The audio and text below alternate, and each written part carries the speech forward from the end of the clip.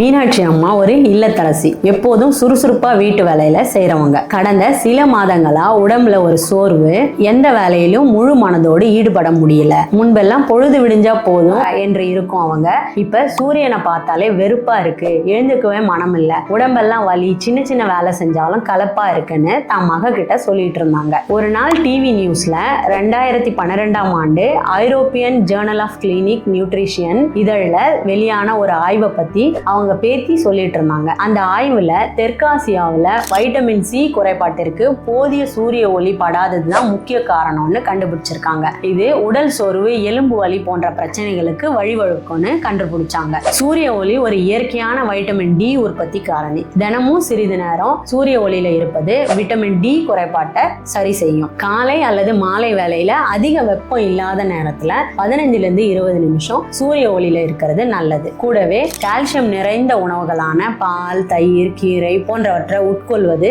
Vitamin சியினோட செயல்பாட்டை அதிகரிக்குது. சில வாரங்கள் தொடர்ந்து காலை வெயில்ல நடந்த பிறகு மீனாட்சி அம்மாவுக்கு உடல்ல நல்ல மாற்றம் தெரிஞ்சது, சோர்வு குறைஞ்சது, உடல் வலியும் கொஞ்சம் கொஞ்சமா குறைஞ்சது. இப்ப கொஞ்சம் தெம்பா இருக்குது. அந்த சூரிய வெளிச்சம் தான் மருந்தோ என்னவோன்னு சிரிச்சாங்க. உங்க உடலும் மனமும் புத்துணர்ச்சி பெறத்துக்கு தினமும் சிறிது நேரம் சூரிய ஒளி கதிர்களை உங்க மீது பட விடுங்க. இயற்கையே சிறந்த மருந்து. உடல் ஆரோக்கியத்திற்கு எளிய வழி தெரிஞ்சுக்கணும்னா எங்க சேனலை பாருங்க.